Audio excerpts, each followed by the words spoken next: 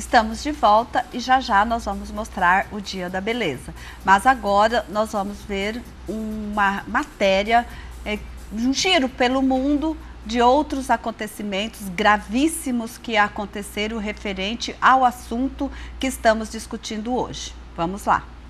A crise de reféns da escola de Beslan, conhecida também como Massacre de Beslan, teve início no dia 1º de setembro de 2004, quando terroristas armados fizeram mais de 1.200 reféns entre crianças e adultos na escola número 1, na cidade russa de Beslan. Os terroristas chechenos colocaram explosivos no prédio da escola e mantiveram os reféns sob a mira de armas por 3 dias. No terceiro dia da crise, as forças de segurança russas entraram na escola e atacaram os sequestradores, que detonaram explosivos e atiraram nos reféns. O resultado foi a morte de 344 civis, sendo 186 deles crianças e centenas de feridos. 15 pessoas, 9 alunos, 3 professores e 3 pedestres de um colégio perto de Stuttgart, no sudoeste da Alemanha, morreram vítimas dos tiros de um ex-aluno em março de 2009. O atirador, Tim Kretschmann, de 17 anos, suicidou-se em seguida. A polícia disse que o assassino se submeteu a tratamento para a depressão por 5 meses. O estudante sul-coreano Seung-Hui Cho levou apenas 9 minutos para disparar mais de 170 tiros e matar 32 pessoas, entre colegas e funcionários da Universidade Virginia Tech, nos Estados Unidos, em abril de 2007. A polícia e a universidade foram criticadas pela demora em avisar os frequentadores do campus de que havia um atirador à solta no que foi o pior ataque a tiros em escola da história americana. Na tarde de 20 de abril de 1999, os estudantes Eric Harris e Dylan Klebold detonaram bombas caseiras e abriram fogo no colégio Columbine, no subúrbio de Denver, Colorado, Estados Unidos. 13 pessoas morreram, 12 estudantes e um professor. Os atiradores feriram 23 pessoas antes de cometerem suicídio. Harris e Klebold planejaram por meses detonar as bombas dentro da cafeteria do colégio na hora do almoço e depois atirar nos sobreviventes, segundo mostrou uma investigação policial. A maioria das bombas falhou, mas eles atiraram do mesmo jeito, matando pessoas deliberadamente dentro e fora da escola. Casos gravíssimos de comportamento, de distúrbios de comportamento, casos também que envolvem a questão religiosa, a questão cultural e outras questões também pelo mundo de adolescentes que cometeram atos gravíssimos por distúrbios de comportamento. É isso que nós vamos perguntar agora para o nosso entrevistado, doutor Tadeu, professor Tadeu, que está aqui esclarecendo as dúvidas nossas, as dúvidas dos nossos telespectadores. Professor Tadeu, nós vimos lá casos que aconteceram em 2004, aí vieram acontecendo, e recentemente esse agora do Rio de Janeiro. Quais serão as consequências futuras desse episódio?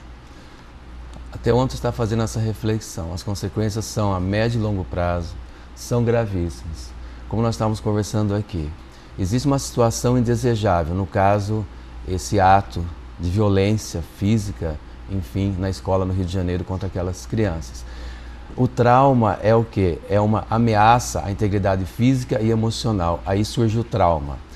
Os sintomas do trauma, como já foram relatados, isso dentro da ciência, da neurociência e dos traumas, se eles perpetuarem mais de 6 meses, e aqueles sintomas, se eles começarem a ocorrer há mais de 6 meses, em média, nós entraremos num transtorno ou distúrbio de estresse pós-traumático. Para cada criança daquela, para a família. O que quer dizer esse transtorno de distúrbio pós-traumático? De estresse pós-traumático. Pós-traumático. Na realidade Ele pode ter uma atitude assim semelhante? São sintomas, é um conjunto de sintomas em que debilita a pessoa, compromete todos os aspectos da pessoa, sabe? Então, funções cognitivas, como eu já disse, perda de memória, confusão mental, incapacidade de relações interpessoais, Esse rapaz, irritabilidade. professor, esse rapaz que cometeu esse ato no Rio de Janeiro, o Wellington, ele tinha 23 anos. E pelo que nós percebemos, pela reportagens que apareceu, ele teve a vida dele não foi fácil, teve vários transtornos, vários obstáculos para chegar. Essas crianças, essas famílias, essas crianças presenciadas, pode ter algum tipo de comportamento indesejado? Olha, logicamente que isso seria até uma leviandade eu afirmar, mas consequências a médio e longo prazo, essas crianças, as famílias, a sociedade ali, a coordenação daquela escola. Eu vi alguma reportagem, acho que é o secretário de Segurança ou de Saúde, de Educação, enfim, lá do Rio de Janeiro, eles vão ter que repensar a segurança das escolas. Repensa, justamente. Então vocês percebem que um indivíduo cometeu um ato insano e gerou toda uma consequência individual, coletiva e toda social e nacional. Né? Enfim, é todo um repensar de comportamentos mesmo. Qual é a análise que o senhor faz referente à escola, ao espaço físico, né? Da escola, desses alunos estar retornando lá para aquele espaço físico? Espaço físico. É viável isso? Olha, o espaço físico, ele é um elemento que vai promover a revivência daquela situação, do fato. Então é mais uma dificuldade para retorno às aulas, principalmente para todos, porque é mais um elemento que promove a revivência daquela situação passada. Né? Então, o ideal seria que essas crianças fossem para outros estabelecimentos talvez escolares? Outra escola, mudar cores, sons. É uma mudança radical até na estrutura física, porque é mais um elemento que faz com que a pessoa, essas crianças vão lembrar, revivam. Imagine, gotas de sangue esparramado pelos corredores, vão lembrar aquelas crianças que sobreviveram ao massacre, dentro daquela sala de aula, viram um companheiro, viram um amigo, uma criança sendo morta friamente. Presenciaram, ficaram presas ali naquele espaço, acuadas. Então, isso são consequências imprevisíveis na vida, na mente dessas crianças. Acompanhamento psicoterápico, psiquiátrico, psicopedagógico, constante. Professor, para a gente deixar assim bem claro, nós vamos assim, eu queria que o senhor esclarecesse bem qual que é o momento que uma criança, um adolescente ou os responsáveis por essa criança, por esse adolescente, tem que procurar um atendimento psicológico, procurar uma psicoterapia, quando ela detecta que tipo de atitude dessa criança, para a gente deixar bem claro, para não dar dúvida, para depois, né, lá no futuro, a gente não vir a chorar, né? Entre aspas, o leite derramado. Não só aquelas crianças, mas vou colocar uma regra geral, Sim. que eu gosto de colocar assim, uma receitinha de bolo, não é? Observe seus filhos, estão se alimentando, estão dormindo, estão brincando, estão se divertindo, estão sendo crianças. Nós adultos não estamos forçando uma precocidade de amadurecimento. Como que estão essas crianças? Qual o nível de tensão que elas estão tendo com a realidade? Vão observando isso. Os chamamentos que a escola faz para que você vá na escola conversar sobre o seu filho, se aproxime dos seus filhos. Não é a quantidade de tempo, é a qualidade. Por exemplo, para fechar, que eu percebo na experiência clínica. Meu filho está irritado, eu não sei como mais lidar com meu filho. Aí eu pergunto, como é que você conversa com o seu filho? Eu falo assim, fica quieto, eu tenho que trabalhar agora. Você já entra falando com o seu filho ou julgando, colocando pesos. E isso gera o quê na cabecinha dele? Então eu não presto, eu preciso dar conta, eu tenho culpa. Não façam isso. Fala assim, filho, eu também sinto saudade de você. Eu também quero passear com você. Mas, da mesma forma que eu preciso trabalhar, você também vai para a escola. Vão se colocando a gente chama de um diálogo emocional, coração para coração. Então, quer dizer, é necessário que a gente faça toda uma revisão de comunicação, de fala com as nossas crianças. Então, façam essas observações fundamentais. Alimentação, sono. A questão na autoestima. escola também, professor Tadeu, existe, a gente está discutindo muito, é uma questão que existe ao longo do tempo, mas que agora está sendo muito discutido, que é a questão do bullying. Né, o bullying.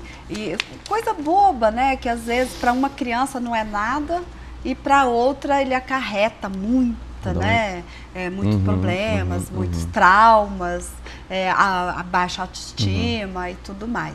Então, inclusive, até isso nós temos que estar prestando atenção quanto aos nossos alunos, os nossos educandos, os nossos filhos, o amiguinho do nosso filho, né, para saber de que forma que existe esse comportamento e quando estar atuando. Portanto, todos nós somos responsáveis pela sociedade que nós criamos, pelo meio que nós estamos, nós construímos coletivamente essa sociedade. E se no momento acontece uma catástrofe como essa que aconteceu, a culpa de quem é? De quem é a culpa, professor? Eu não gosto de falar assim, que de quem é a culpa. Eu gosto de ver a culpa dentro, ligada com a capacidade humana de evocar-se. Culpa me ajuda a eu desenvolver a minha capacidade de dar resposta às situações que pedem a minha presença. Aí a culpa fica saudável, entre aspas. Professor Tadeu, muito obrigada pela sua presença em nosso programa. Agradeço o convite mais uma vez, né? Foi muito bom estar aqui, passando esse bate-papo, essas pequenas gotinhas de alertas, né, para a sociedade, para as famílias, para as pessoas. Eu quero colocar só como consideração final um sentimento meu, também ser humano, né, pessoa, para que a gente reveja os nossos atos, pensamentos, como estamos lidando com as coisas, para onde queremos ir, qual sentido a dar à nossa vida, pelo que vale a pena viver, afinal de contas. O que eu posso fazer nos poucos anos que me restam? Vamos pensando um pouco mais profundamente em nossas vidas e amar nossas crianças também. Muito obrigada, professor. E a nós só resta pedir a Deus, né, que abençoe as famílias lá do Rio de Janeiro, que abençoe todas as famílias que passam por algum transtorno, por algum distúrbio. E bom dia a você e esteja conosco no sábado que vem, às 10h30. E não se esqueça que o programa reprisa às 23h30. Não percam, até sábado que vem. Um grande abraço.